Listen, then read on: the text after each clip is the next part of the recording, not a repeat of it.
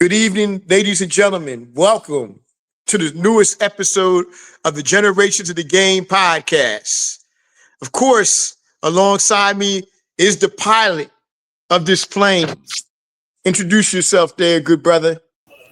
JP, what's up, man? World, y'all know me as Will Lyons, the man from the den. We Yes, back. sir. Worldwide Will. Yes, sir. Definitely. And also, back again, the third member. Like I said, he's a Jerobi from a tribe called Quest to our crew here. Of course, we got introduce yourself.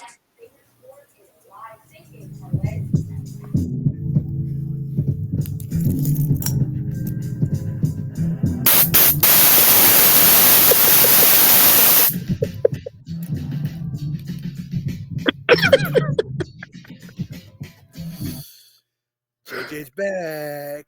Hi guys, Jonathan Johnson. I'm Hey, back. He is bro, back. I don't know if we can handle that much voltage on the stream. Oh my God. Oh my God. And of course, y'all got to excuse me. I have some allergies and my eyes are really messing up right now. But anyway, let's get started with the show. I guess the first topic we're going to start off with was always the ladies first. So we're going to start with the WNBA. And right now, we're watching this series. The Las Vegas Aces have a 3-0 lead right now over the Phoenix Mercury as they won last night on a last second shot from Aja Wilson. Will, what do you think about this series? Because I think the series is over. Hey, man, there's a goat on the loose, and that goat is having her way with the opposition, man. Like, I will say, this last game 3 was a close one, but when it's time, Asia Wilson rises to that occasion. Listen, man, she hit that jumper over 2 people like they weren't even there. Oh, oh, oh, oh, oh, oh, oh, JJ, go ahead. oh. I'm piggybacking on Will on that one. The 2 people. Aja Wilson made history with that shot.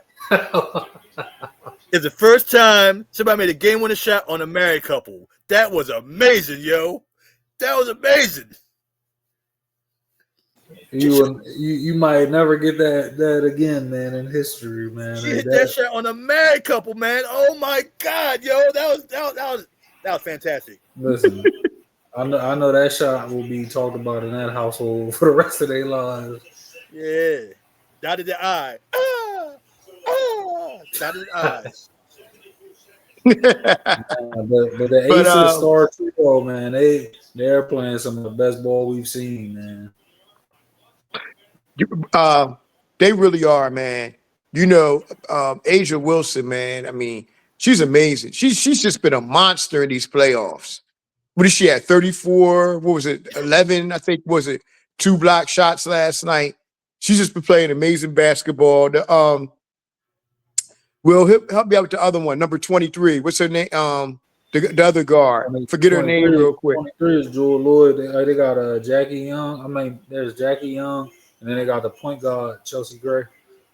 Chelsea Gray been playing. They all been playing good. Chelsea Gray, Jewel Lloyd. They've all been solid contributors. They've been killing it, man. I mean, the 3-ball was dropping last night.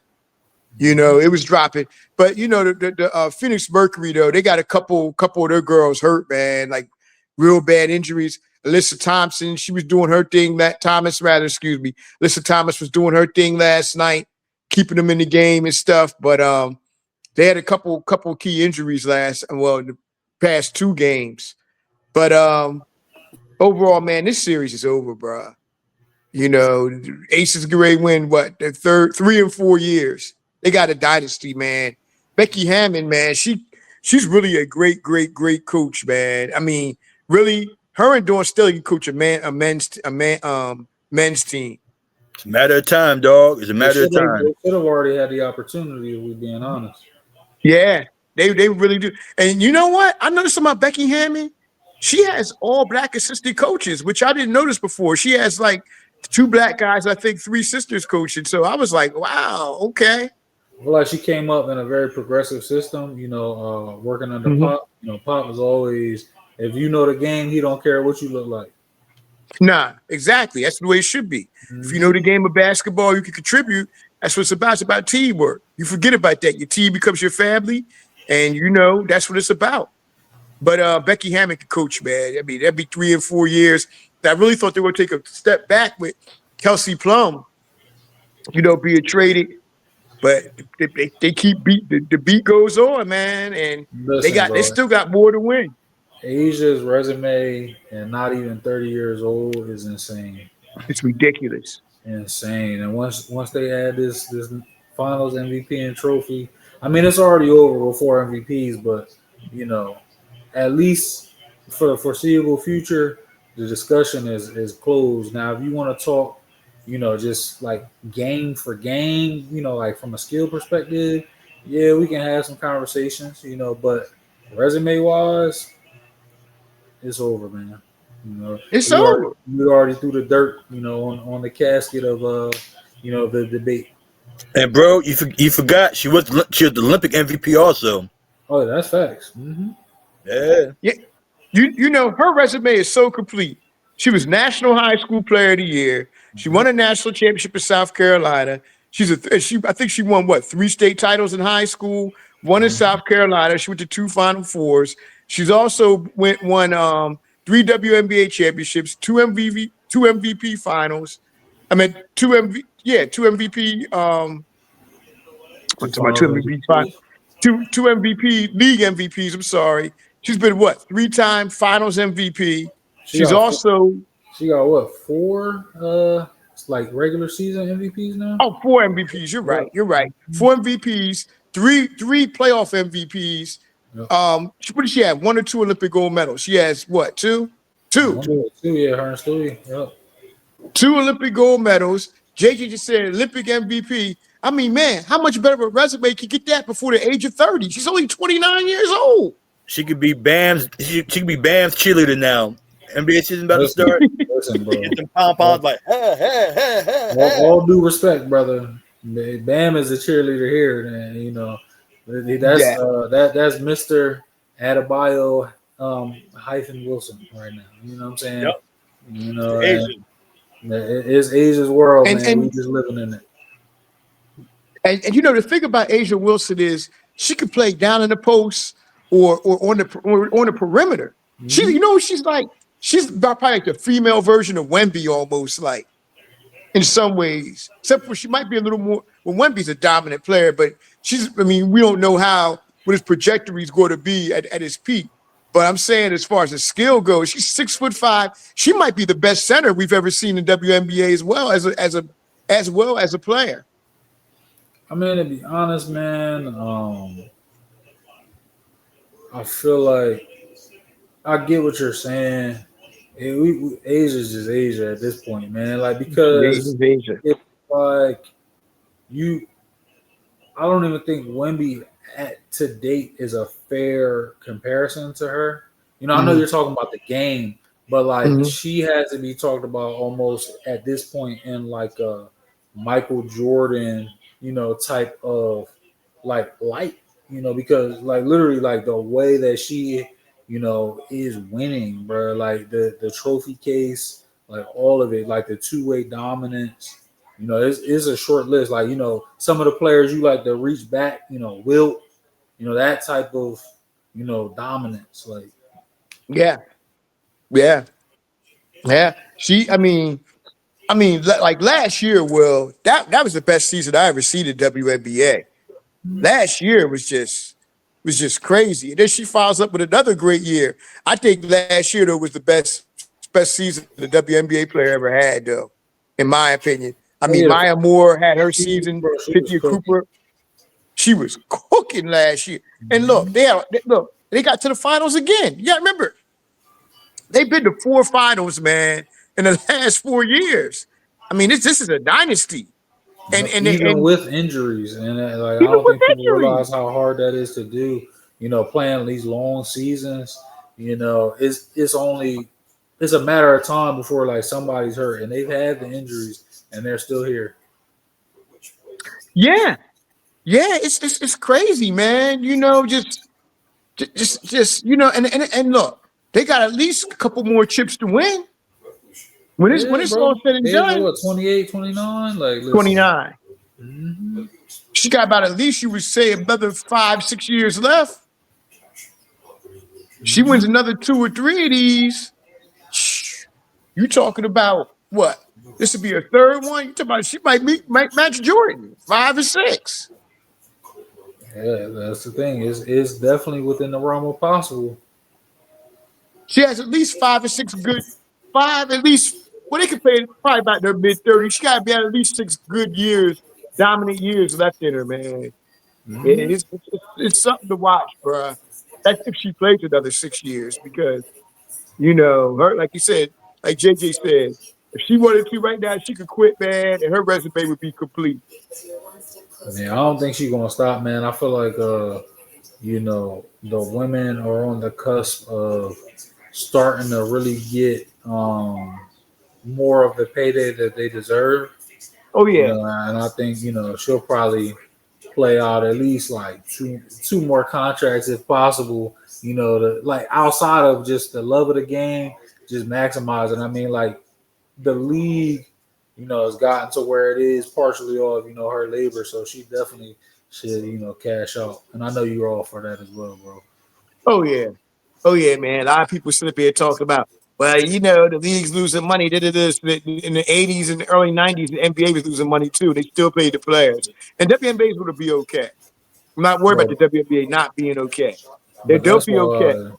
that's why these type of shows are so important, man. And I always say it because of the context is it's important. Like, there's people that think that from an age perspective, and of course I'm partially joking, but there are some people that don't realize that there was an NBA before Michael Jordan. There are some Exactly. people that don't realize that there was a league before the NBA. Like there's so much history that is skipped over, man. Like they think some people probably think Bird and Magic started basketball. Like because depending on who you're talking to, the '80s seems like a lifetime ago now. The It '90s to some did. people is a lifetime ago. It's guys now that I'm seeing. You know, Realistically, it sounds crazy, but Tracy McGrady's prime was so long ago to them, they never even saw it. So like they're the way they, and I'm just using him as an example. The way they discuss some of these Mhm. players, it's like there's no way you watch these people. There's absolutely no way. No level of analytic, nothing is going to tell me what I saw, in real time watching some of these players. Right. Because you got to remember, if we're talking prime years, Kobe's prime is like 12, 13 years ago. If we're really talking about it, That's a fact. you know, like you said, Tracy McGrady was basically 20 years ago. Yep, T Mac, Iverson, Mhm. like some of the greats. Iverson, Like, some of the greats. And we talk about the '80s. You know what I always say, Will? In my opinion, '80s to me is the best basketball era ever. In my opinion, I always say that. When you look at all around high school, college, and pros, man, look, it was the best era of basketball ever, as far as I'm concerned. I mean, I can definitely appreciate the historical significance of it. I didn't get to Mhm. witness it, Right. in real time.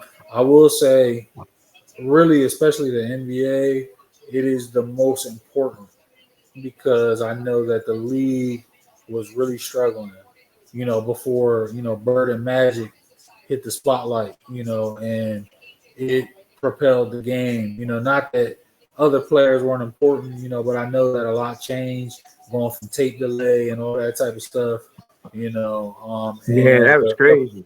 the presentation of the league shifting, and then of course in the '80s, Jordan comes in, Hakeem comes in, a lot of guys, man, and it's like it fast tracked the game to the point where a lot of people, like I was saying, act as if that's where it originated. But, honestly, bro, I wish I could hop in a time machine. Thankfully, we have YouTube and stuff. You know, you can go back and watch certain players. Yeah, Like man. I wish I could have been, like a fly on the wall for just, a random night where George Gervin was dropping 50, whatever. David Like it was Thompson, nothing. back in the 70s. Like, Mm-hmm. some of these greats, and of course your boy, man. Listen, bro. I wish I could have seen Wilt in person, bro. I know that was a once in a Yeah. lifetime thing, man. No, I didn't see Wilt neither. So No, I I know know, what I you. know.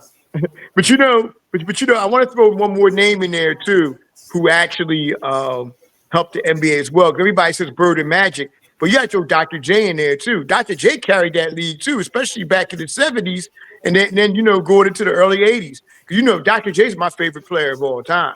Julius Doc- Erving is my favorite player ever. You Dr. know, J is one of the most relevant players in the history of the in game, but history, he one at of the this most point important. he doesn't get his due. Nah, he doesn't. And the thing about it is though, when Doc came into the NBA, we saw NBA Doc. ABA Doc, man, that might be the best small forward of all time. Mm-hmm. ABA Doc. You remember when Doc came to the league, he was what, 27? Yeah, he was about 27 years old, and he had bad knees. We don't have the technology back then the way we have it now. Mm-hmm. You Yep. Once, know, once your knees went back, then that was it. right. And then another thing with Doc too is Doc turned to actually Doc tamed his game a lot too compared to the ABA. Because when he came to the Sixers, he had Doug Collins, he had George McGinnis, rest in peace, George McGinnis. He had Darryl Dawkins, rest in peace. He had World Be Free. Back then his name was Lloyd Free. Joe Man, I Bryant just was saw on the World the team. other day, man. The legend. Oh yeah, man. Where you see him at? He be in Longside, man, a lot. Oh, he was up here in Lawnside. Yeah, I came over here to see one of my boys, man. Like I was up there for just for a night. Okay. Yeah, yeah. I know he used to go. Well, we ain't gonna say the name of the barbershop. We don't want everybody to know where our Oh locations be yeah, at. super But legend, man. yeah. Oh yeah. I actually met World back in 1977, 78, when I was like 4 or 5 years old at the barbershop, right there at the barbershop. Yeah, Oh, that's dope. he been going to that barbershop for almost about 50 years. I heard the Sixers, really have a lot of history in Longside. Man, I heard Dr. J, Dawkins, a lot of them used to be in That Longside, man. Back let me when tell you Longside was let me really jumping. Oh yeah. Let me tell you something, Will. That used to be Darryl Dawkins' barbershop too. But also, Darryl Dawkins used to live right down the street. Was it across the street or right down the street from my uncle? Okay, Back in the day, they used to have beers together and stuff. So that's yeah, dope. yeah. So yeah, Darryl Dawkins lived down the street. Yeah, Lawnside has a lot of history with it with a lot of athletes. Yeah, but World will always be a Lawnside though.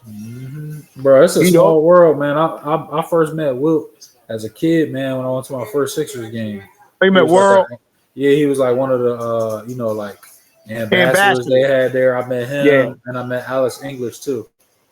Oh man, you talk about two of the best pure scorers ever. Oh People yeah. forget World could man. He could. World had a 30-point season. I was doing my Yeah, research. I said, man, that's crazy, man. Like that, and that's the thing, man. Like this information, the numbers, the footage, is there. People just gotta wanna, take a little time and look into it. yeah. World. With the Sixers though, his game didn't fit the Sixers style. But when he went to Golden State, he went to back then it was called the San Diego Clippers. He went to the Mhm. Golden State, the San Diego Clippers. Then he went to the Cavs. That's when his game was unleashed, man. He could unleash his game with the Sixers. But that's when it was unleashed. Yo, real The quick, bro. I want to Yeah. ask you something hmm while JJ is handling his business. So hmm while we're talking about the Sixers and history, I want to give you a minute to talk about a player that we end up talking about a lot, bro. That is severely underpraised in the history of the game. The three-time MVP, Moses. Bruh. Moses Malone's a top five center in the NBA history. I keep trying to tell people that I don't understand it. Why he's so overlooked, man. Maybe because he wasn't flashy, he wasn't overly athletic. Although I tell people young Moses was very athletic. When Moses was 18, 19, 20 years old, he was very athletic. But he doesn't get his just due. How does a three-time MVP do not get his just due? Fo. And if you look at it, he's the last center to average 30 and 15 for a season. He's the last one to give you 30 and 15. Moses took, let me tell you something. That's insane, Moses might have took the worst supporting cast ever to the NBA Finals in 1981. Now, I do want to point out, hold on. They was under 500. They was under 500. Hold on, Jay. Let me point this out. I do want to point. That's insane. Yeah, I do want to point out though about this year though. That team, Calvin Murphy was old. If you had a younger Calvin Murphy and he had an Elvin Hayes who was younger, they might have beat the Celtics with them. They might have beaten them if they were younger. But Moses carried that team on his back and took them to the championship. As a matter of fact, very few people want to talk about this, but he used to give Kareem fits. In that series in 81, he decimated Kareem in 81. Well, that's why the Sixers got him. They're like, we need somebody that's going to balance out Kareem. Yep. Sixers got him. It's game over. And nobody in the league had answer for Andrew Toney, so the Sixers are going to go, Foo. Man, don't get me started on Andrew Toney, man. If that dumbass owner we would have had Harold Katz, if he'd have believed him when he said his feet were bad, man, bruh, Andrew Toney should have been a Hall of Famer. Yes, but that's why he don't want to come back now. Thank you, gentlemen, because JP, I did really want to hear your take on Moses, but I don't know, man. Like if y'all realize, right? This right here is what makes the show, because this is the stuff that look, man, I do my research and stuff, but I wasn't there for some of this, So This is where it goes from 91 and on to the true generations of the game and the context and the history that y'all bring, whether we're talking about music, and sports, bro. Like this is really it. And I just wanted to point that out. Like you talking about the owner, like some of these things, when we look at ESPN and they post, a clip, oh, this is the anniversary of this, whatever, none of that is in there, so that's what is just so important, man. And I love that y'all do that. That's why I just let y'all go, because it's brother. Bro, you cannot bottle that up. I got two things. I like to say in public that I have PTSD from the beatings that we took in the 80s from the Sixers, and I mean the Sixers took from the Lakers and Celtics. I have PTSD. Yeah, of course, we both got that. We both had that. I used to go to bed crying. And we get past the Celtics and lose the damn Lakers. Like we couldn't get no breaks. So number one, I have PTSD, and two, because dumbass ownership this year celebrating the 25th anniversary of us losing to the Lakers, and they got the retro jerseys. I am not watching the game all year. I know it's painful, but can I ask y'all to kind of just expand upon what you were saying about Andrew Toney? Man, number 22, he can't go to Boston to this day. They will shoot and kill him.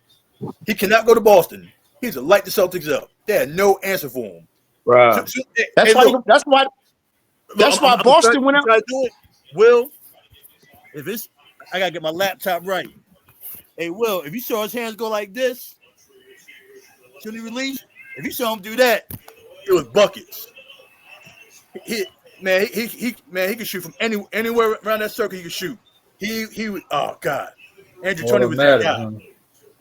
Yo, that's why Boston went and got Dennis Johnson. Even when they got Dennis Johnson, he still couldn't stop him. Dennis Johnson was the premier defensive guard in the league back then. Mm-hmm. He couldn't even deal with him. He used to destroy Boston. Destroy him. 1982 Eastern Conference Finals Game 7. Oh yeah, dropped 42 of them jokers. That's when Boston beat LA. And I'm gonna tell you what I used to love. I used to love after they beat the Celtics, like in Game 7. It was at 80 and 82, and Red Auerbach would walk up and out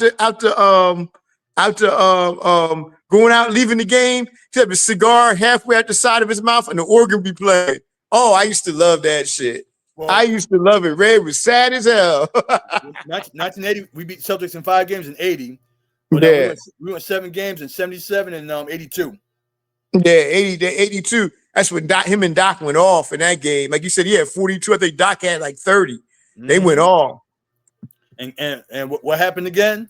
We played the Lakers in the finals, and Magic turned into a track meet, and it was a wrap. Because look, we had Caldwell Jones in the middle, and Caldwell Jones was a serviceable center. Rest in peace to him. He was a serviceable center, but he was not Bill Walton, and he was not Kareem. That's how we got beat. We had Darryl Dawkins too, and Kareem was Kareem, man. We had Caldwell and Darryl Dawkins, but here's the slept-on thing with the Lakers in '82. They had Kareem and they had Bob McAdoo.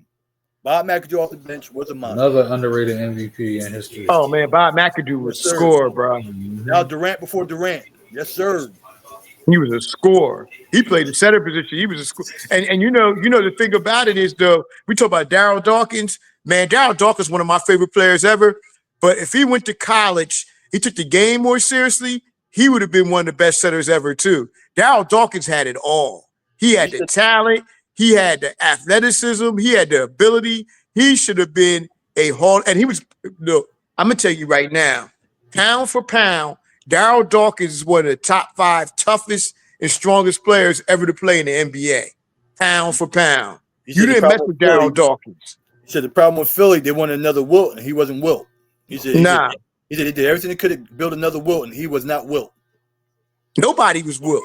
Yeah, nobody in the game is Wilt. Philly for that one. Yeah, and you know the thing with Darryl Dawkins was the only person I ever see Darryl Dawkins, he didn't back down when he didn't go after him like that was Maurice Lucas. He was the only one I seen. Other than that, Darryl Dawkins, man, he beat your ass. Hey, when I saw him at the airport, back in the day, man, I was like a little kid all over again. I walked up to him and we talked for like 20 minutes. That was like one of the greatest talks ever. Oh, Darryl Dawkins is one of the coolest people you ever wanted to meet, man. Like he was very, very personable, very, very personable individual, man. You know, very, very nice guy, man. You know, one of the nicest people you ever wanted to meet was Darryl Dawkins, man. I met him a couple times when I was a little kid. Now, actually, the coolest six I ever met was Bobby Jones. Like, Bobby Jones was cool too. I met Bobby Jones one time. Mm-hmm. He's the coolest six I met. Now, Moses, he was like, ain't no 91 ever played with Philly. Who's 91? I had my custom major, then I met Moses. So Moses had some laughs with, and Doc is Doc. I met Doc. Doc is cool. Doc is cool with me. I heard a couple of stories about Doc, but Doc is cool, the coolest NBA player, just the coolest basketball player ever, bro. Look, I met Doc 3 different times, man. Legitimately the swaggiest player ever, man. Oh yeah, man. Hey, Will, I got on YouTube when he nodded his head at me and acknowledged that I existed. I was good for a long time. I was good. And I got on video. Hey, Will, I met Doc back in 2013 for his book signing, for his autobiography. And you know, you don't get a chance to say this to people, man. You really don't. But I got a chance to finally talk with him. Like I met him when I was a little kid. I was like 7, 8 years old, man. I met Doc when I was 7, 8 years old. I mean, that was my whole, you don't understand. When I was a little kid, I had Dr. J everything. I had Dr. J posters. I had that little Dr. J jersey. I wanted to be just like Doc. So when I met him at 8 years old, man, you know how nervous I was meeting Doc, meeting your idol, meeting your hero at 8 years old. And I was just like, oh, man, he was so cool though. You know, but then I met him again.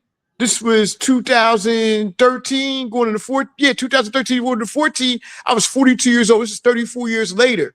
I met him at a book signing at the library, Free Library in Philadelphia, where he talked about his career. He talked about who his top 5 players were, his book he was promoting. I got the book and everything, and he signed it. And first off, his hands are so big, they go up halfway up my arm. That's how he had the biggest hands I ever seen. But I got a chance to finally tell him, I was like, Doc, I just wanted to say, he was so cool. I said, Doc, I just wanted to say, thank you for everything. I said, because you're the one who made me into a basketball fan. I said, you are the one who made me into the basketball fan. So I told him, I just want to thank you for that. And he said, hey, man, he's like, thanks a lot. I appreciate that. I said, nah, I said, for real. I said, you are the one. You were my hero. as a little kid, So cause I remember the first time I saw a Doc, just do this big ass afro. I'm like, man, who this dude, this big ass wild ass afro flying down the court? So when I saw it, it's like, yo, that's my favorite player. That was my favorite player. And that's why I became a real big Dr. J fanatic. The Virginia Squad. Man, one of my goals in life is get every jersey he ever wore. So I gotta get the UMass home. I gotta get Atlanta Hawks number 54. I gotta get the New York Nets home. And I gotta get a couple more Sixers jerseys. Then I'll have every Dr. J jersey known to mankind. But like I got two favorite athletes. Of course Doc. Then of course Carl. Carl Lewis. But man, Doc. 1987. Everything. I was hurt. I was hurting. Oh, which was his last game? Yeah, when the Bucks beat him in the playoffs, I was hurt. Yo, I ain't gonna sit up here and lie to you. I could talk about this almost 40 years later. Dog, at the end of the game, I was watching the game with my pops, with my dad. Yo, I went upstairs to my room. I watched the final 2 minutes, closed the door by myself. And I just bawled out crying. Like, I'm talking about, like, I was bawled out like I lost a family member. I bawled out crying. And I said, I don't think I ever watched basketball again. That's how much Doc meant to me. Was that I was like, yo, I said, remember I told Kins and I told my boy Keith, I was like, yo, I don't think I'll ever watch basketball again. That's how much he meant to me as a kid with basketball. Thank God for Jordan. Thank God Jordan did some stuff that he did because it wasn't for Jordan, like you, I probably won't watch basketball no more. I'm like, man, that. Oh, no, I was going to watch it, but. Nah, I wouldn't have watched it because I saw Mike do things that Doc did, and especially Mike did things that David Thompson did. I stayed watching the game, but other than that, yeah, I probably won't wait to watch it no more. And especially the way Magic was doing people dirty back then. But Magic was at the peak of his powers. Man, hell no. And like Magic was. And I'm gonna go back to it. Like I said 10 minutes ago, I had PTSD with damn Lakers and the damn Celtics. PTSD. And ML Carr, he could burn in hell. And to this day, I hate ML Carr. ML Carr is my most hated player ever in the NBA.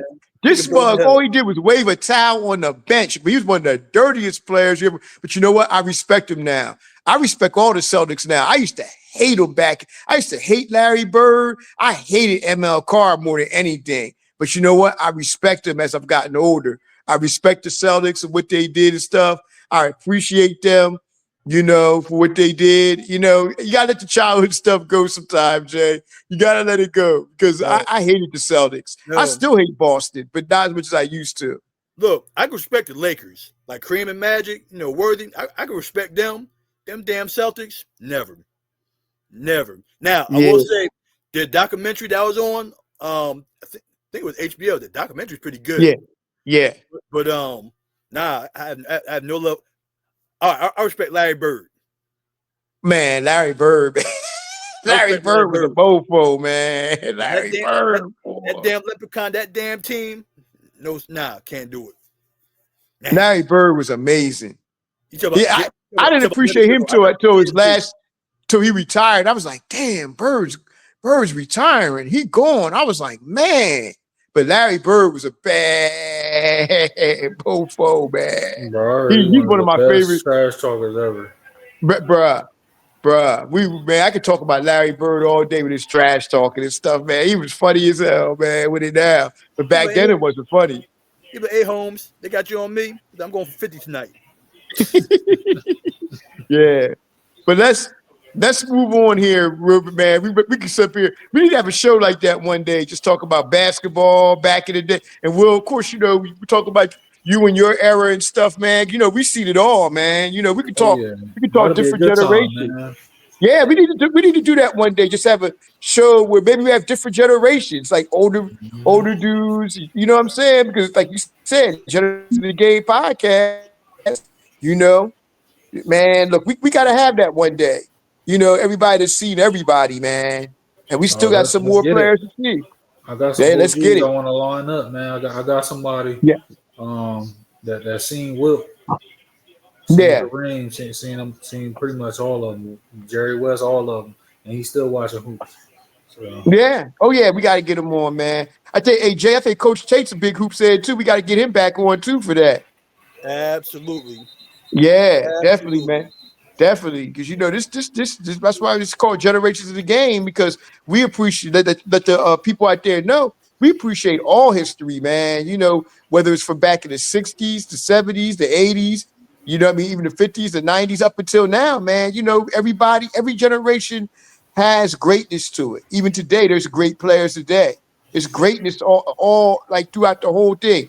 You know what? I remember one time me and Mott was on the phone one time. It was a bunch of us. I don't think Jay, you was there for that one. I think it was me, Mott, and Kev, and I think Kev's brother Russ. We were on a call talking about sports, and Mott said something real deep, man, that still resonates with me to this day. This a couple years ago. He was like, "Yo, we've seen everybody from like it's about our era of sports. We've seen everybody from he said from everybody from Ali to LeBron James. Damn, Yeah. that was deep. That Yeah. was deep. We've seen a lot of great athletes. When he said that, he put that in perspective. Like, wow. Everybody from Ali to LeBron James. And we saw the rise of LeBron. We went to Trenton, saw that game, him and Carmelo. We going to talk about that on the anniversary of when that happened. Yeah, well, we got to talk about that game. oh Me yeah, and Jay we'll both was do a there. special show for that. No, man, no, bruh. That was a We, special weekend because we were counting down. Then we saw him on that Friday. Then I think their game was like 12 noon or 1 p.m. on Saturday. Man, no, Sunday. It was a that was Sunday. the Sunday game. Yeah. It was All-Star weekend. Man, he stole that ball from half court and he dribbled up and he took his arm and popped it up here, And yeah, I was like, damn. I was like, this All right, kid is not too much. It's for save Not for the too much, special Jay. episode. Not too much. Not too much. And Nah, we got to talk Carmelo, about. the point guard. His kneecaps hit the point guard and dunked on him. That dunk was filthy, also, man. Oh yeah, we got to save some of this, Jay. Carmelo And had we that got to talk about big something. throw. We'll talk about that later. About the other game, we'll talk about that one later. Yeah, But we'll talk about that one off the air, off the podcast. But yeah, man. But let's get on to the next topic here, y'all. Where y'all want to go? NFL or college football? college football, bro. Mhm. All right, we'll start with the college football here. Okay, at this point in the game, who is you all's Heisman favorites right now? John Mateer, Oklahoma. He's out for a month.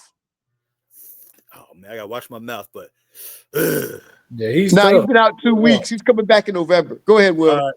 No, I was saying he's good, but he's out for a minute. I'll be honest, man, and JP, when we were talking about it, I was like, is he? But when I went back and looked at the numbers, man, I'll be honest. I'm gonna just throw the oop and you can discuss it. But I think the Heisman candidate, the top Heisman candidate right now is a Michigan Wolverine. Talk about Justice Hayes. Mm-hmm. He's tough. He's Big tough, time, but man. he's balling. but I'm gonna throw one out there right now that I think is the leading Heisman Trophy winner. Heisman Trophy winner. Heisman Trophy candidate right now. I'm gonna throw a name out there. This kid has been spectacular. Deontay Moore from Oregon, the Yes, quarterback. Yeah, He, bruh, that game against Penn State. money well spent. Remember, he was at UCLA last year as a 5-star recruit. And then I guess he went to the bench and then he transferred to the portal. Bro, let me tell you something. That kid's going to the NFL, man. He gonna be the top pick. He has it all. He was a 5-star recruit. He was one of the top 3 players in the country in Bro, I'll tell 2023. you one thing, man. In this NIL era, we really get to see how gangster Phil Knight is, bro. He be like, he sees a player, don't let him leave campus. Let me know the number. Bruh. Oregon, to me, in my opinion, this is my opinion, I think Oregon might be the best team in the country. It's just the speed. Yeah, speed. They got a tough defense. They got weapons everywhere. And don't forget that freshman star wide receiver. They got Deontay. what's his name? Moore. You know I'm talking about Jay from Duncanville. He's starting. He's tough. He's tough. They got a young. And the thing about him is they got a young team. This team is young. Yep. Speed everywhere. And I'm gonna take a break real quick, but since you brought up Duncanville plays DeSoto this weekend, and Texas plays Oklahoma this weekend. I wish I was in Texas. I hear you. And Jay, we want to say, Jay, when you come back, Will, we got to discuss that Michigan USC game, but we'll discuss that when Jay comes back. Definitely. But yeah, man. But yeah. Justice Hayes is definitely the top 5, man. As far as Heisman candidates, he's the best running back in the country, in my opinion. But you know, bro, I came away very impressed, man. Very impressed. Yeah. Me too, man. You know, honestly, I feel like what was the running back? Was it Donovan Edwards from last year? I think Nah. Edwards was he running back? Nah, he was the year before. I know he was on the cover of college football last year. That might be what I'm thinking about. Okay. But, anyway, he might have been Will. I think it was his last year because he's in a league this year. I think he got picked up by somebody. Right. The hype he got in his final year, that's what Justice is like actually playing like, you know, bro. And it's like the defense they are planning for him, but it's what can you do? And by the way, man, I guess it's a perfect time, man. I want to get your thoughts on Bryce. Bro, better than I expected. They need. I feel as though Sherrod Moore needs to turn him a little more looser. Like, you know, he needs to take some of the stuff off him. I think they restricted him still in some aspects, but that kid has it all, bro. He has the arm, he has the talent, he has the elusiveness. He doesn't have, I would say, Lamar Jackson speed or Michael Vick type speed or somebody like that you've seen. But that kid can run too. He can run with the football.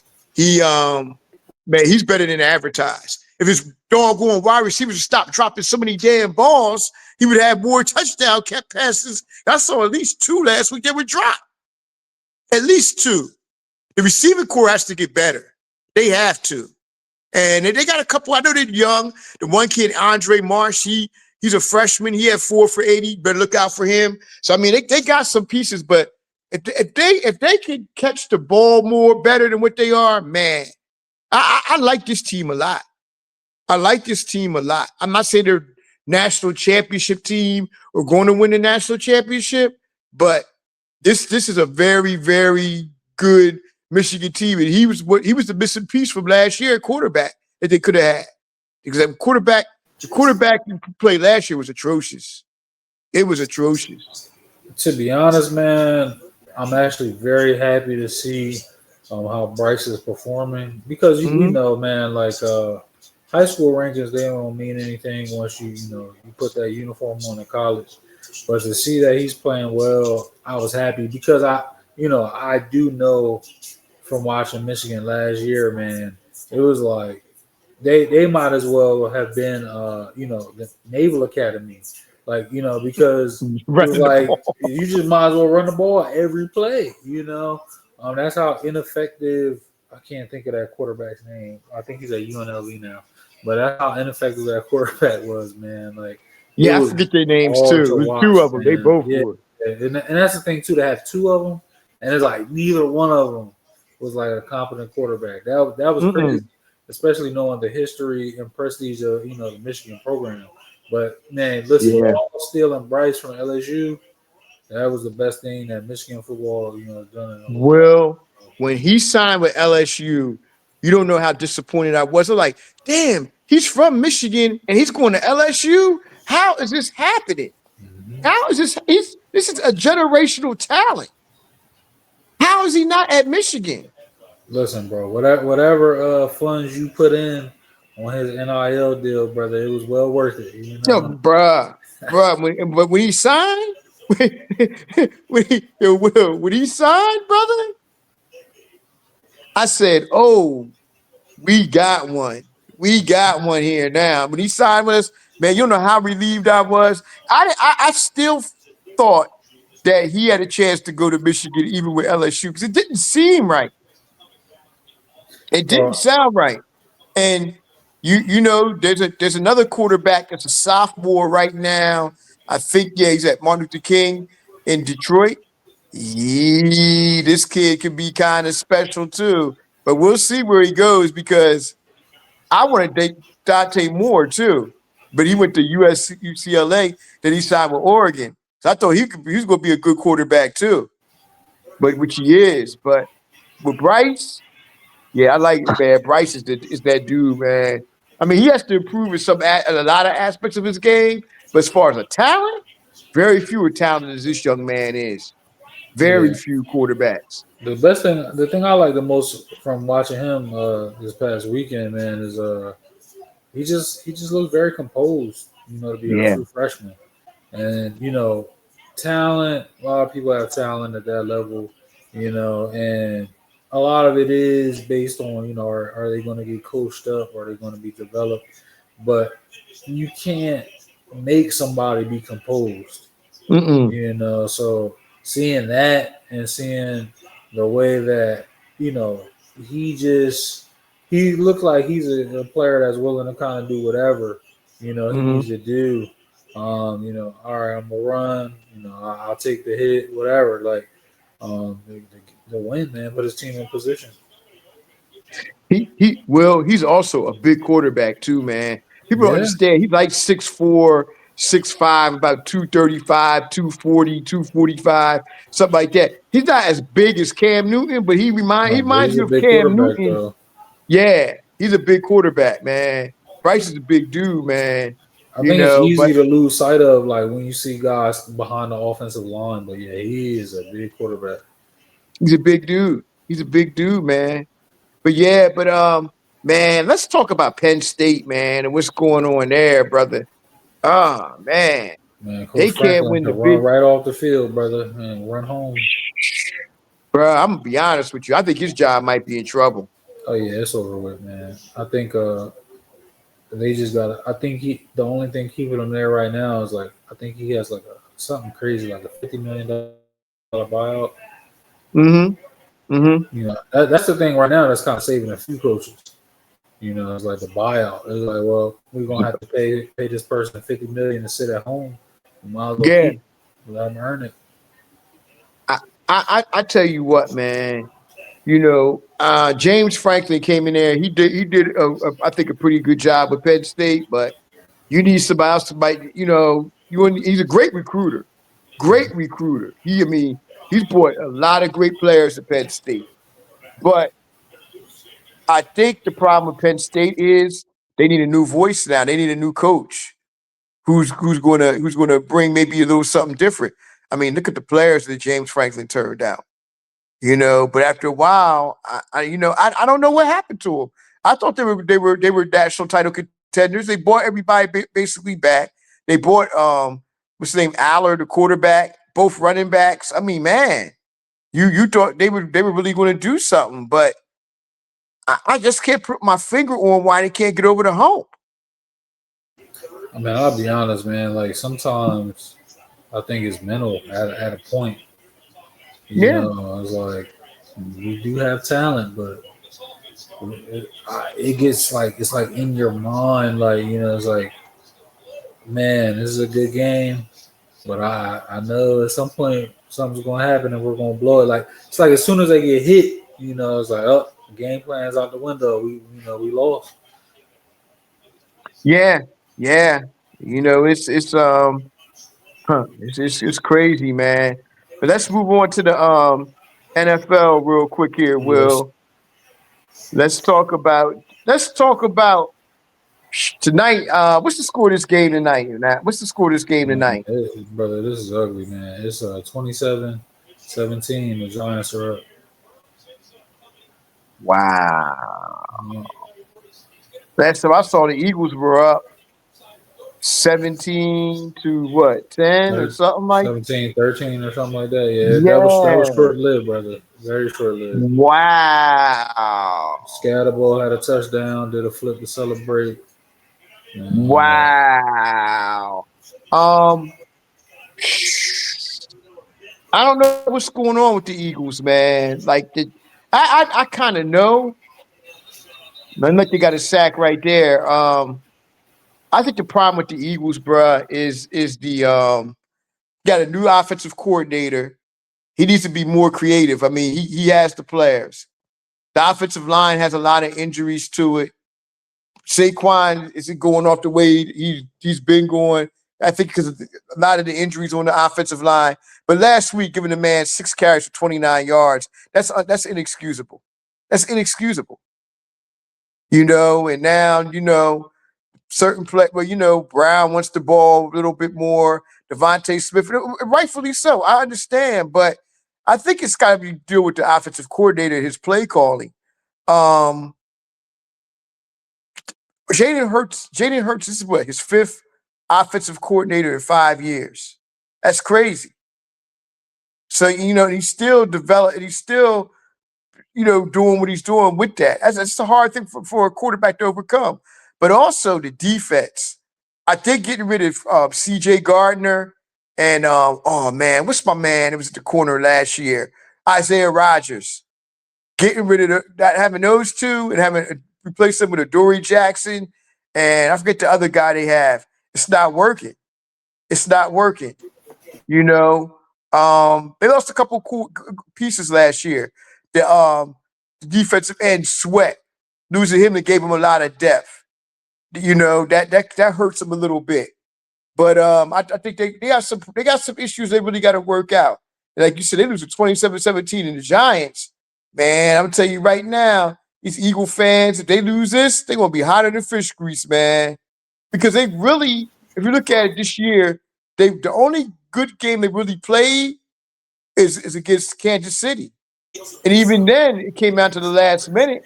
yeah, every game been down to the wire. Like for the most part, Yeah. like they got to come from behind. And honestly, I forget which game it was, but the game with the blocked field goal, like that was, that's a situation. Of course, every win counts. I'm not discounting it, but it's like that was a split second away from being a loss. Yeah. Yeah. Um, It was and basically was going to be a loss. I do agree with you on the coordinator because the the talent is the same. As far as the receivers, the running back.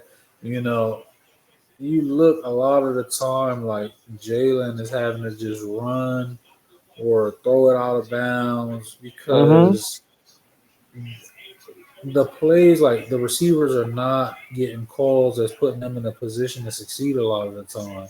Mm. Now I will say a little bit of it, a small bit of it from what I'm seeing, you know, is partially on Jalen. I think he's putting a lot of pressure on himself, because of the standard he holds himself and the team to. Mm-hmm. He just seems very competitive, but he's like in situations where some of these receivers do beat their man, like he's like overthrowing them.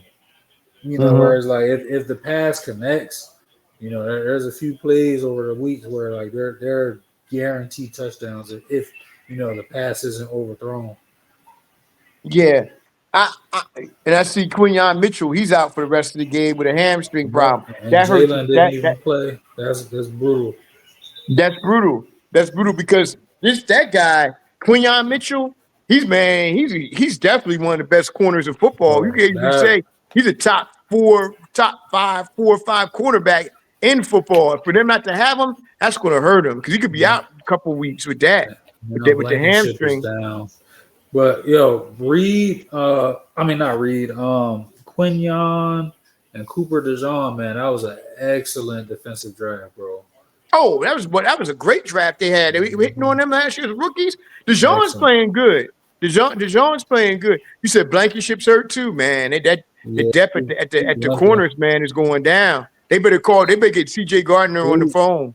They Bro, better I bring said him that back. as soon as he got released, you can bring him back for a bag of Doritos at this point. Make it happen. Exactly. Because I mean, he knows the system. He And he knows wanted to be there. he wanted to be there. They should never got rid of him the first time.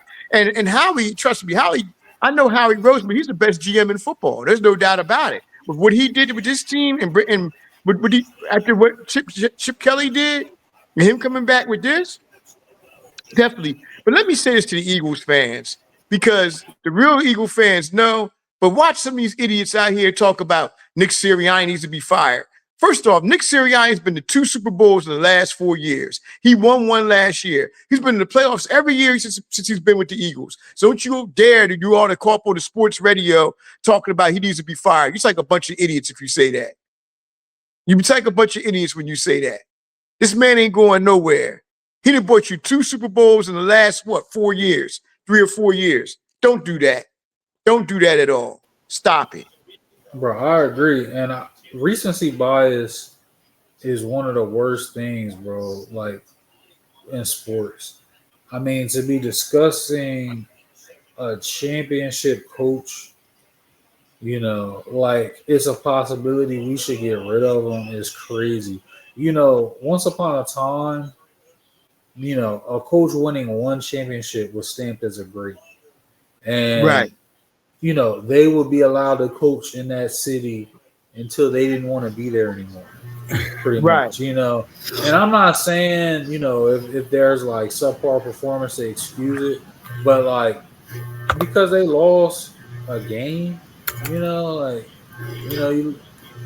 come on, man, like, and that's the thing too, like this is game 6 for them, bro. It's a long ass season, a grueling season. Yeah. Like see what happens. Like, you're not gonna like if realistically, if anybody thought they were gonna go undefeated, put the crack pipe down. Wait a minute. Like that's Stop just it. not. Just stop it. What did I miss? It's ridiculous. We talk about the Eagles right now. It's ridiculous though. Look. They won 19 games in a row. Yeah. Yeah. But that WIP 97.5 fan base, they'll be like, oh, Nick Sirianni should be fired and stuff. Man, y'all need to stop that shit.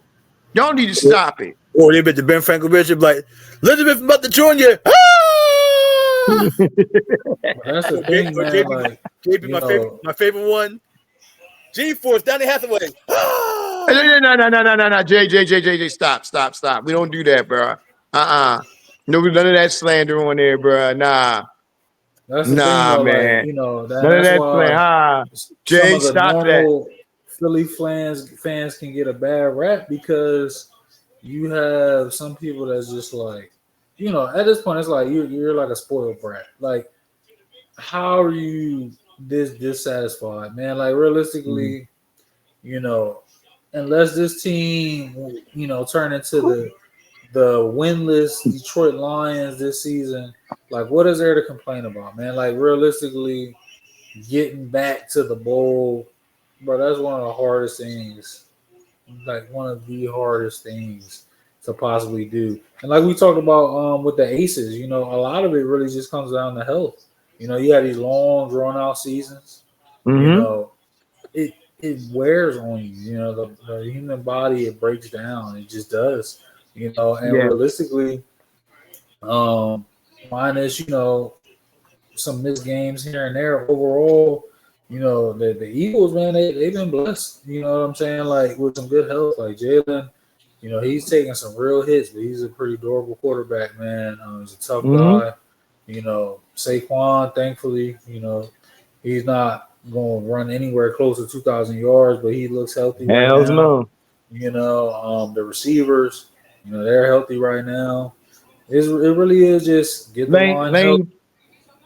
I was going to say, well, I'm sorry about that, but Lane Johnson not being there, that's a big loss too. That's a huge loss. Listen, I know video games don't tell a story. He's one of the only players rated 99, bro. Lane is that dude. Oh, he's one of the best linemen of all time. Yeah. One of the best linemen, Lane Johnson. Yes. One of the best linemen of all times. Without a doubt, yes. Yeah. I think is Dickerson playing tonight? Because I heard he was a chance he might not play. I don't think he's playing tonight. I mean, that's some huge losses. At the present moment, if you had Jason Kelsey, at the present moment, they got 3 Hall of Fame linemen at the present moment. And that is crazy, bro. Like, Yeah. it's crazy. To be honest, man. Yeah, like, listen, bro. Jay, I don't know. Oh, go ahead, Will. I was just gonna say, man, that front office, this is one of the best runs of a front office in sports history, bro. Absolutely, got to be what they did. Oh yeah, and Jay, I don't know if you heard, Quinyon Mitchell's out for the rest of the game. Man, that's the lockdown kid, man. Yep. Come on, man. Yeah, hamstring injury. That's a month minimum. That's a month minimum. Yeah. Speaking of a month minimum, speaking of which, let's talk about these Baltimore Ravens real quick. Man. Boy, Jay's cousin Quincy. Boy, Quincy. I know he's disgusted. They've been eating his ass up on Sundays. Bruh. The thing is, we got the rule. If your team loses, you got to ride the bus. So while you're riding the bus, you're not allowed to talk. So once they win, he'll be able to voice out his stuff. But he's very, very upset right now. Bruh, let me tell you something. I'm going to be honest with y'all. I think I'm not calling for it or whatever. I think they need a new voice in that locker room. No. Bruh. No. Bruh.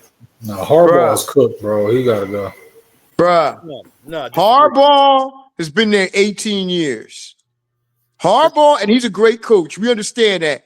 But sometimes you are holding things up. And I'm telling you right now, Todd Munchkin should have been fired yesterday. Todd Munchkin, to me, is part of the problem in Baltimore because there's been games last year and this year where Derrick Henry got the ball, what was that, against somebody 11 times for 23 yards. The same thing happened last year. Lamar can't do this all by himself. Todd Munchkin, to me, is the problem in Baltimore. He's a huge bit of part of the problem. Excuse me. And also, there might need to be a new voice in that locker room besides Harbaugh. I'm not saying they should fire Harbaugh. Harbaugh's a Hall of Fame coach. Harbaugh is a great coach. But sometimes, just like with Andy Reid in Philadelphia, when they let him go, Andy Reid is one of the greatest coaches, maybe the greatest or one of the greatest coaches of all time. You need a new voice in that locker room sometimes. You need a new coach in there that's going to come in with brand new, fresh ideas. And John Harbaugh's been there 18 years. I mean, there's been a couple plays this year that you look at that you question what he did. For instance, against Buffalo, you knew Josh Allen was red hot. First game of the year, 4th and 3. You got Lamar Jackson and Derrick Henry. You don't go for it. Come on, man. They were stopping them all lane. It's ridiculous. Yeah, real quick. I don't know if that defense, bruh. That defense is horrendous. That defense is full of holes. They got start with that defense. Go ahead, Will. I don't know if y'all saw Jackson Dart is like in a tent. He didn't look at Russell Wilson is out there getting booed. Oh my! And it's man. 1:21 left in the third quarter. Here comes another comeback by Philly. We'll see. Oh, can I talk we'll about? see. Because Russell Wilson. The last 24 hours. Can I talk about why I've been laughing at last 24 hours? And I've been laughing my ass off on this. What? Go ahead. The Yankees lose. Big Papi and Vlad. Oh my God, yo. That's the first time I've ever seen that. The Yankees lose. Oh my God. That's Kev's team. Kev's Yankees fan? That's Kev's team. Yeah, the Stankies. The Stanky Yankees. Yo, Big Papi. Yankees that's lose. His team. Oh man. Vlad did it last night, and I was like, yo, they all with that. Yeah, man. You know it. What to say? You know. All right, Will's so I mean, JP. Nah, bro. I was Yeah, like Will's there. I was trying to hear what they were saying about Jackson Dart. They like literally like put a tent up to like look at There you him. But I go. don't know what's going on. Got it right there. It's right behind me. Yeah, yeah, man. But yeah, but like you said about Baltimore though, bruh, it's like, man, I don't know what's going on. The front seven can't get no pressure, and the back end, the corners and the safeties, man, I don't know what the hell they doing, and they got some great players back there. That secondary, I don't know. It's like I said, there might need to be a new voice for this team in the locker room, because they're really wasting the Mars best years. Man, let me tell you something. I've been screaming this since last year. I Mm-hmm. formation. They got 300-pound fullback. Run the fucking ball. Run the ball. Run the Oh, ball. nah, Jay. He's out for the year. He got hurt preseason. Jesus Christ. Ricard's out. That's part of the problem. Got the best That's fullback part of in the the league. problem too. You got the best fullback in the league and you got number 2, number 1 running back in the league. Come on, man. That's part of the problem. You got thumper at fullback, it's a wrap. Yeah, that is part of the problem. Will, how do you feel about it? He's back out there too. It looks like Dart is. Will, what do you think the problem with Baltimore is? I mean, it's a few problems. The offense is like it's a struggle, man. Minus a few big passing plays. Lamar's out there like having to work way harder than he did last year. Derrick Henry, he breaks a big play, here and there right now, but gotta hold on to the rock when he gets it. And I think, like we talked about earlier, man, like I think with them it's mental, they started Yeah. off, they amped up. They got, D Hop, this our year. And, they started off with a close loss. And it's just been getting worse. Like part of it is injuries, but part of it is coaching, and part of it is personnel. Like the defense is porous, man. That's the easiest way to describe it. Like, the Ravens of old, this is like completely different. Like I saw a graphic, like the last great Ravens team with Ray and them, they allowed less points all season than this Ravens defense has already allowed. That's crazy. That's crazy. Yeah, They need to get Ray.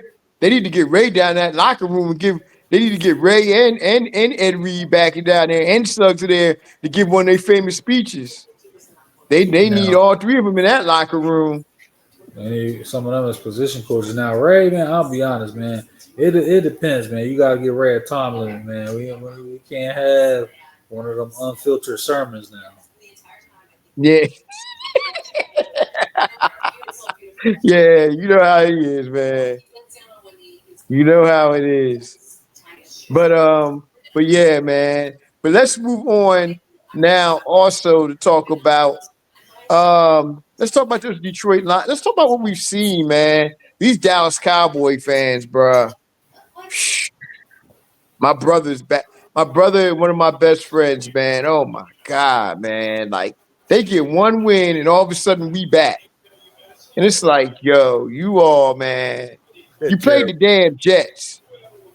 You played the Jets. They're terrible. It's like, man, then y'all heard about Jerry, right? Jerry got caught giving the middle finger to some fans because they were heckling. $250,000. $250,000 fine. It's like Mark Cuban said back in Oh the day. man, You can take out my ashtray. No problem. yeah. Well, how do you think about the Cowboys and what's going on with the? I really want to talk about the Cowboys like that because they talk about it enough on ESPN 24/7. But anyway, what do you think about the Cowboys, man? I mean, I'll be honest, man. As soon as that trade went through, I ain't really think too much of their season, bro. Like even Me before neither. it started. It was over before it started. Once they shipped out Micah, I said, well, Dak is gonna have some numbers. and that's gonna be that. Yeah, definitely. I tell you, a team that's starting to look good now is the Commanders. The Washington Commanders are starting to look good, man. That Jaden Daniels played a hell of a game last week, even though he had one touchdown pass. He played a great game. I have not seen his That mom. I have not seen his mother yet. I have. I saw she was on there last week. She was at the game. You know, they from the LA area. The But number one cop blocker in the world because we ain't gonna talk about that, man. Jay, Stop, man, Jay. nah, brother, nah, man. you know she was at the game. Juju. Yeah, she was. Juju was there. But I heard a rumor that actually I think I heard from somebody that they're actually related, I think. I don't know, something like that. That's But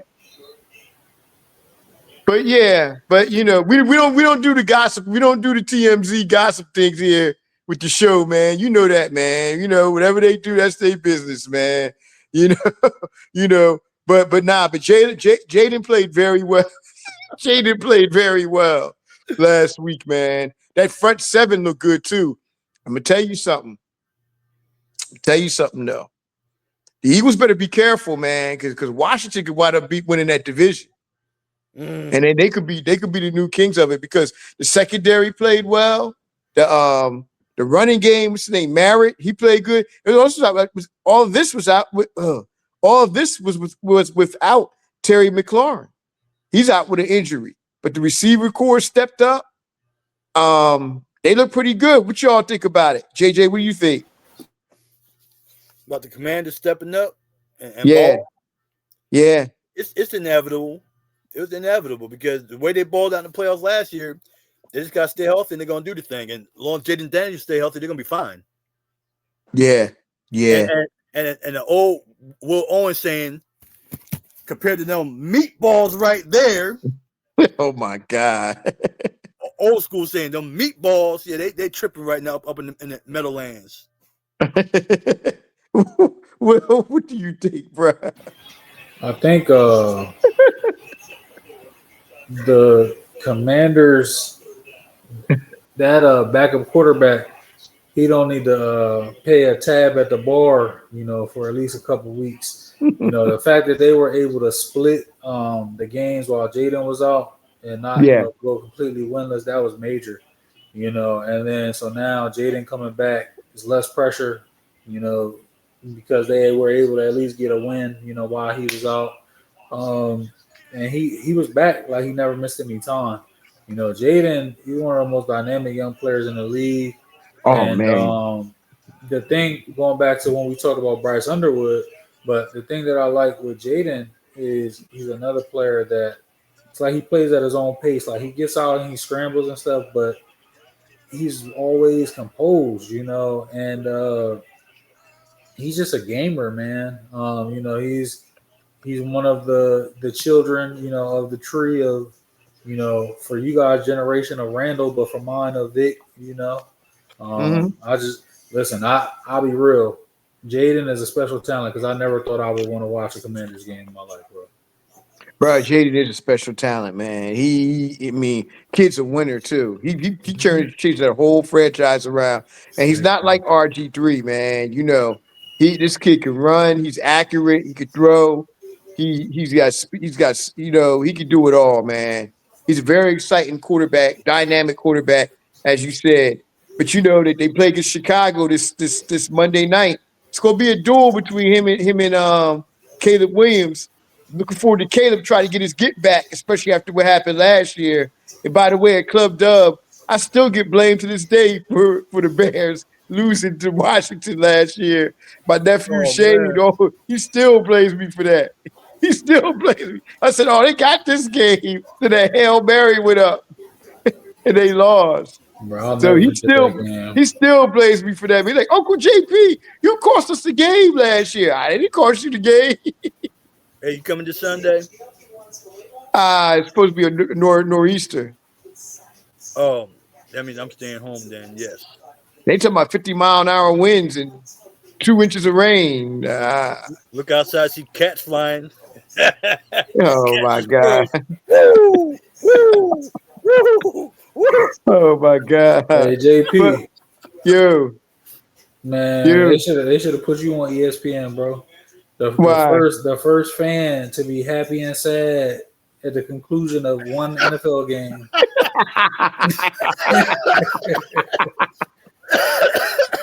Hey, he be like Harvey Two Face from Batman, where split face, like one side he's thrilled, the other side like, oh. Mm-hmm. Bruh, I'm gonna be honest with you, man. The Raiders are terrible. They are atrocious. I'm gonna be honest with you, man. That loss last week against Indy 40-3, bruh. I'm just ready to get the number one pick. They get Deontay Moore in here next year. I'm good. We need something to rejuvenate this franchise. I mean, they got Gentry at running back, but they need to improve the offensive line. They need so much improvement. They need to upgrade the receivers. They need to improve the offensive line. And you know, I mean, we got a superstar at defensive end.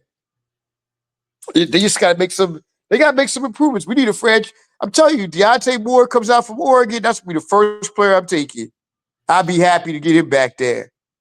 But they need a lot of work and a lot of players. I'm not going to sit up here in front on you, bruh. But but yeah, man. Let's move on to the last topic of the night, and you know, you know, we got to talk about this game because we didn't get a chance to talk about it because JJ wasn't there. But we're gonna finish our thing out. Me and JJ about to go back and forth on this Michigan USC game this Saturday. First off, there are some outstanding games this weekend. Illinois. Oh my God. Oh my God.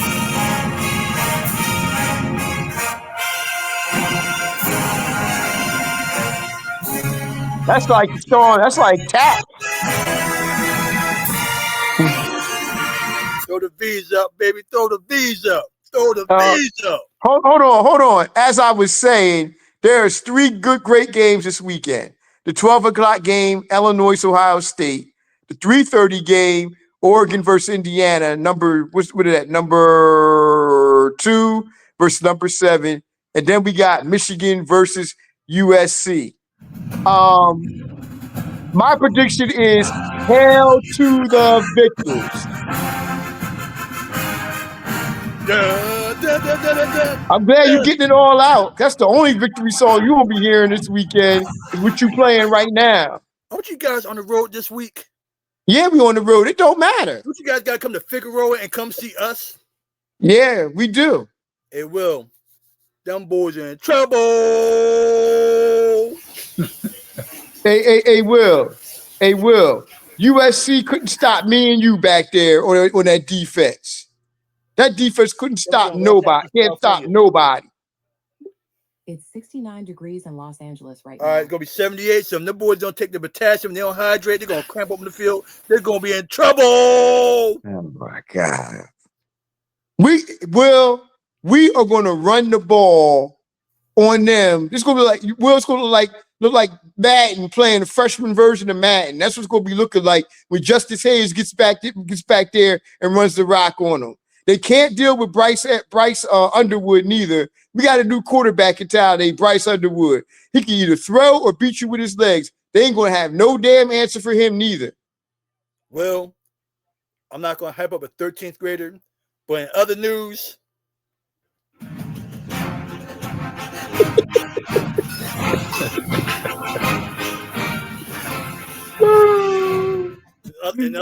yeah, I'm not going to hype up my players. You're on the road game this week. You're in the road game. And it's going to be hot outside. Y'all boys are in trouble. It don't matter. You ain't going to match us, man. I'm telling you that right now. I expect a Michigan victory this week. It might be a tough game, but I expect a Michigan victory. You said the same thing last year when all we did was run the ball the whole damn game. Now we got a quarterback that can throw and run. But I'm telling you right now, those Michigan receivers, y'all better step up this week.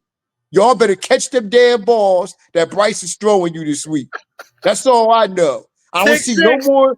I don't want to see no more drop passes. I don't want to see no drop passes this week. Y'all catch that damn ball. SC. Catch that ball this weekend, and we'll be all right. We can play that song all night. That's the only song you're gonna be hearing is tonight. Come Saturday. Pick 6, touchdown, SC. But we are going to see. When that pick 6 happened, I'm writing a post. I'm tagging both of you. I'm like, I told you so. I said on the podcast. Pick 6, touchdown, SC. Hey, Will. I'm telling you right now. They lose. He gonna be sitting on that bus where he can't say nothing about USC for the rest of the week. That's what you be doing. It's hitting the horn after they come in there and beat you. That's the only thing you can do is hit that horn. Nah, y'all gonna dehydrate. It's gonna be hail to the victors. Hail to the victors on Saturday. Hail to the victors. This y'all in the way of our playoff run. We about to make the playoffs. Y'all in the way. Nah. Y'all in the way.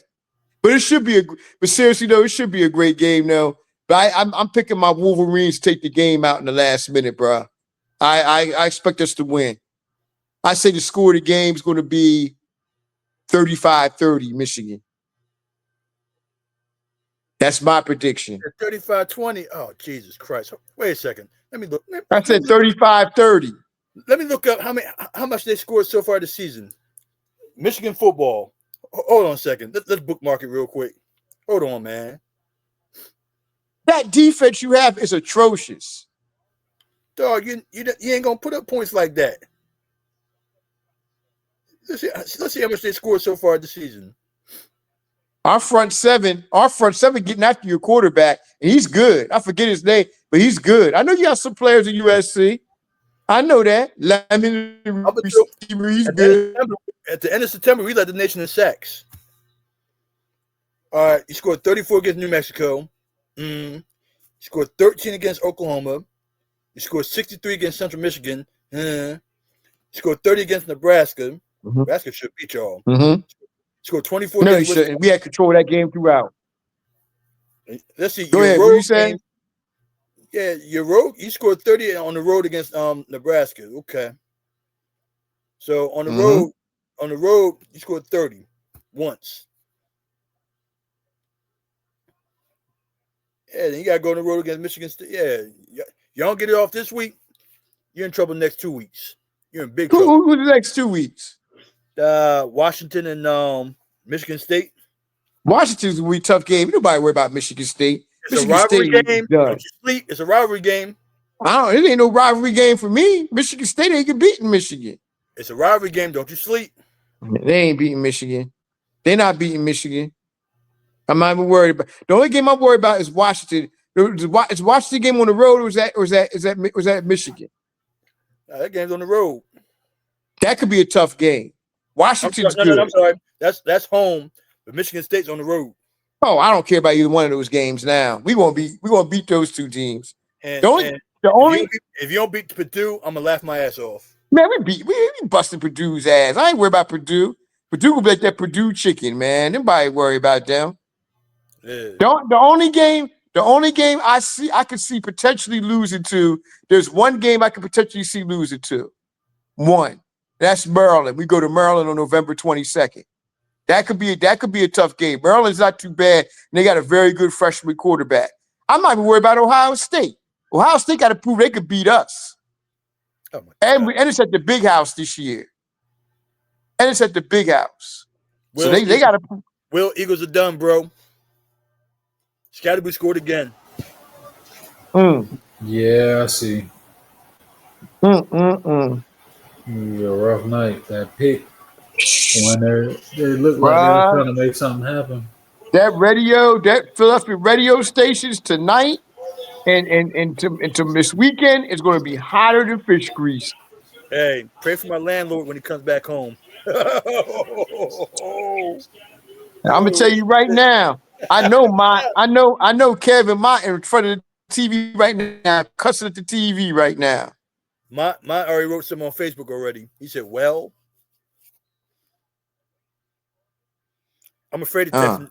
I'm afraid to text him now because he cussed me out last week." Yeah, I would leave him alone. I would Now definitely leave them brothers alone. it's I ain't me. messing with Kev neither. Yeah, I ain't. Hey, Will, I ain't tell you this story. I remember one time back in the day, the Eagles were playing the Cardinals. This is about 2011.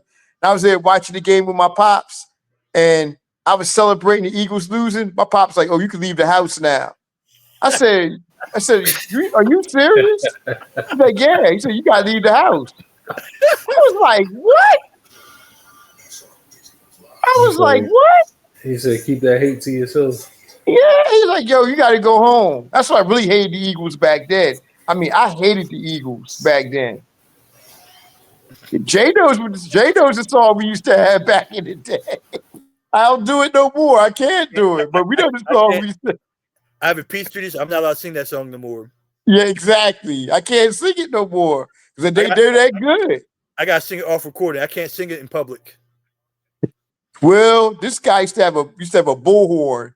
Jay used to have a bullhorn. One time we were out in Philly, and he said, "Cry, Eagles, cry," on the road to misery. It was wild, man. It was wild, bruh. Well, I did a Facebook Live at the stadium when I worked at the YMCA. Oh my God, it's ready to hang. It's ready to hang me, man. And that's the year they won the Super Bowl, so it made it look 10 times worse. It was crazy.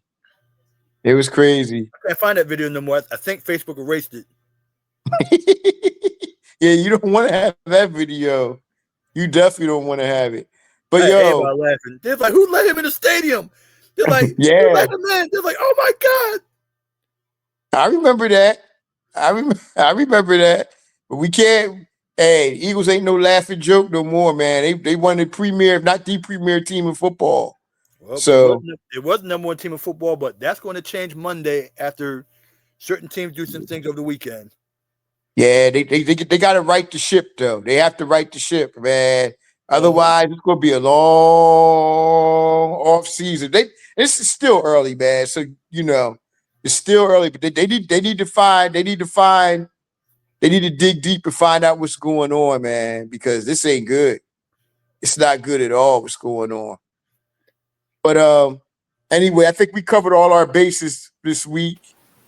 Yes, sir. Yeah, man. So we'll start with JJ. Kick your shout outs, JJ.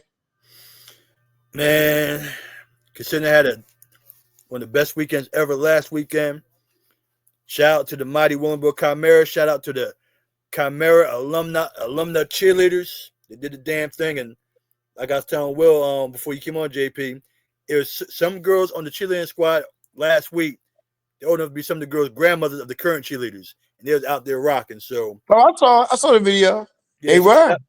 shout out to the Willenboro Chimera alumni cheerleaders. Shout out to the Willenboro football team. The game got pushed to Monday, which is perfect. So I can eat a Catano's cheesesteak before the game. They play Woodbury on Monday on 5 p.m. Why the game get pushed back? Man, I heard, and it's not just Willenboro or other squads. Something's floating around. What, talk about like some off the field shenanigans? Not with the No. players. Like RSV, like a sickness. I heard something floating around. Oh, Yeah. And, oh, and just Willenboro, a couple other squads they had to push their game to Monday. oh, Mm-hmm. Yeah, that's rough. Yeah, so heads up. It is that type of season where kids are getting sick. So yeah, man. Yeah. Yeah. So listen, what's my other shout outs? Shout out to the town of the 10th at Hamilton High School West. Yes. Myself and Mr. Glenn Fleming, writing the ship with that. And shout out to the leadership group of the town of the 10th at Hamilton West. We have about 8 fantastic kids that run the group, and it's at the point now like they have some great ideas. We just let them know we go like this, we go like this. 99% of the time we're going like this, 2 thumbs up because they rocking. Today's meeting they did a slideshow on the history of W.B. Du Bois and the town of the 10th and why Du Bois shifted away from Booker T. Washington, and also she did a Kahoot. Well, the group did a Kahoot at the end, make sure the kids are paying attention. So shout out to the town of the 10th. Shout out to Thursday nights with my guys, Will Lyons and JP at the Generations game. Always have fun when I come on here, and this is one of the most civilized shows that I participated in. I was actually a good boy tonight. Yeah, you don't want us to unleash JJ. You unleash JJ, boy. Yeah. And Yeah, keep JJ on the leash. And other shout outs, Lamont Smith, Mike Bird.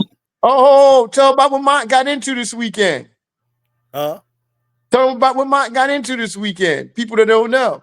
Mont's in the Willenboro Hall of Fame. Yeah, Inaugural. Him, Troy Singleton, shout out to them. Yes. Shout out to Lightsey family, Crystal Langhorn.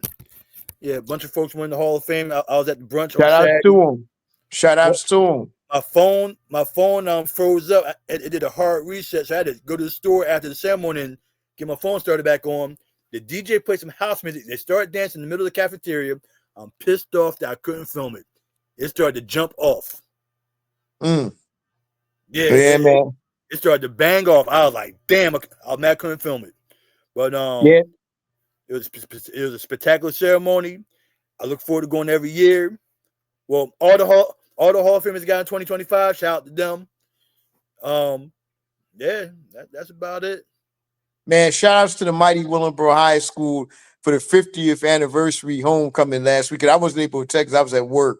But man, I heard it was a great, great homecoming. Like a lot of people were back home. It's good to see people, especially, we've lost a lot of people, but it's good to see people there as well supporting, Willenboro High School and the 50th anniversary, man. Wow, what more can you say? And also, of course, shout outs to all the Hall of Famers there. All the people who made the Hall of Fame in Willenboro, deservedly so. I mean, it's like I always say, Willenboro, New Jersey is the most talented suburban town probably in the history of the United States. People are like, oh, what do you deny? Look at the alumni that we've had come out of there and what they've done through entertainment, sports, politics. I can't name one high school that has that all around, probably in the country, to be honest with you. Hey, the legal system, because we put in a couple Hall of Famers over the weekend. One's a judge, and other one, she was a lawyer of the biggest discrimination case in the history of the United States. And Jay, how many Grammy Award winners came out of Willenboro? Oh, dog. You got Wanye, you got Ty Tribbett, you got Derek Hodge, you got Adam Blackstone. There's 4 I can think of. Then what you call it? You know what I'm talking about, Jay. Yancey. Didn't Yancey win one too? 5, Yancey. Hey, I was with Yancey last week. I'm at the Elite Club, and he tapped me. He was like, "What's up?" He's like, "What's up, JJ?" And I said, "Oh, snap! Yeah, Yancey Strickland. Yes, 5. That's 5. 5 Grammy Award winners will come out of one damn school. That's crazy.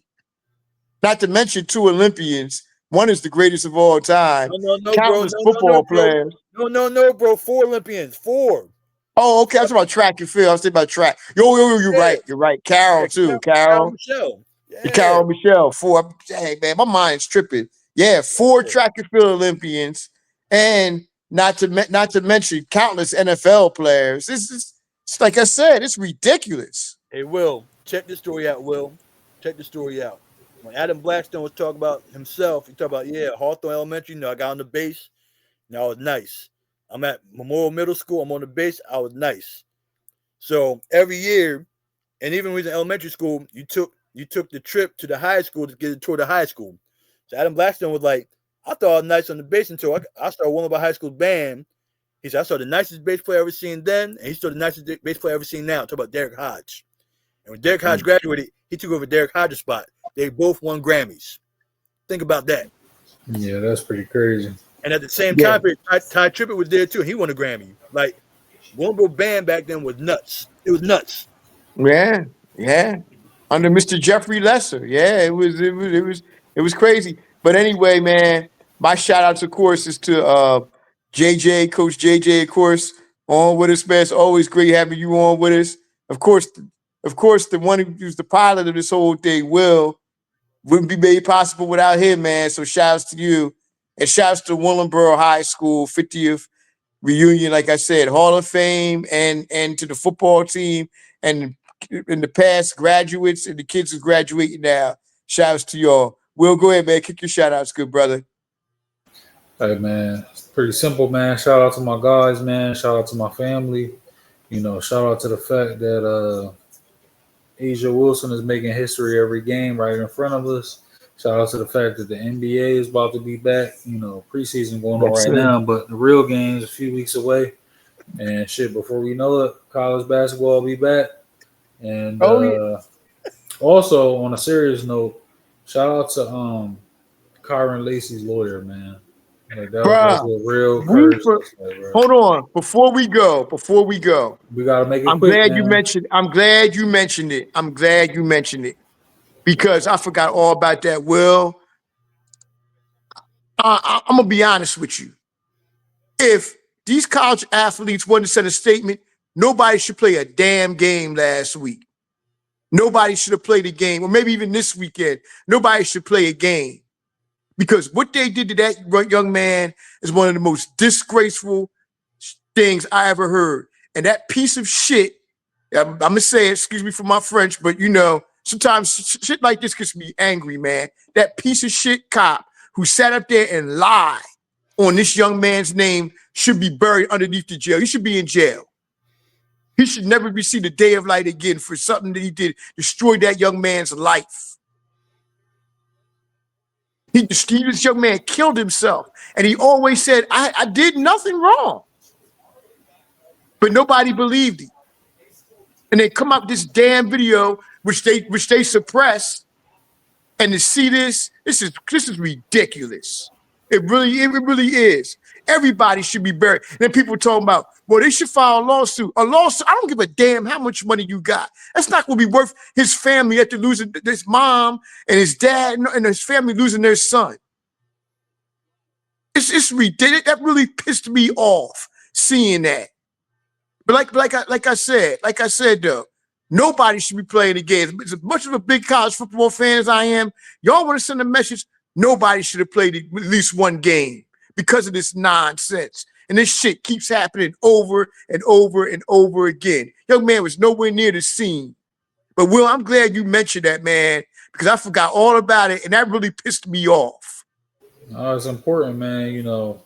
JJ a history teacher, so and I know you know history, bro. It's one of them things, like as they say, man. Sadly, still nigga. They remind us every chance they get, brother. We especially in this climate, in this country with these clowns, man. We're not even getting started on that. I don't want to get started on it. The Phillies loose. Yeah, I hear that. But yo, but like I said, rest in peace, Kyron Lacey, man. You should be playing right now in the league right now. We should be watching you rock out on Sundays, man. Praying for But his family, man. That's heartbreaking. yeah, definitely. And also your death is not in vain, man. Because even I questioned, a lot of people questioned, like, what were you thinking about doing something like that? And then when you heard the young man lost his life, it's like, oh man, but now it's 10 times worse. And he had nothing to do with it. He always said he was innocent. He always said he was innocent. So, man, oh boy, rest in peace and shouts to him. On that note, y'all, we out, man. We out. Peace.